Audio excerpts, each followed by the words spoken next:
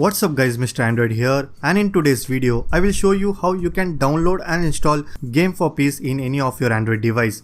Game for Peace is a replacement for PUBG game and it is based on anti-terrorism theme.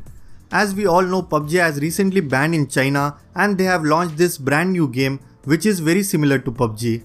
Though this game looks familiar to PUBG, but still there are minor changes in graphics and gameplay as well. So let me show you how you can install this game on your Android device. First you need to go to this video description and there you will find a link. Just click on that link and then you need to install this application called TapTap on your Android device. Once you download this application, just open it and search for Game for Peace. It will be on the top of your list. Now you can easily download this game. It will take some time as it is around 2 GB. Once you download it, just don't open this game now, as we need to download one more application from the Play Store. Simply go to Play Store and search for WeChat. You need to download this app called WeChat and register your account. Since this game does not allow you to log in using your Facebook ID, so we will need WeChat account to play this game.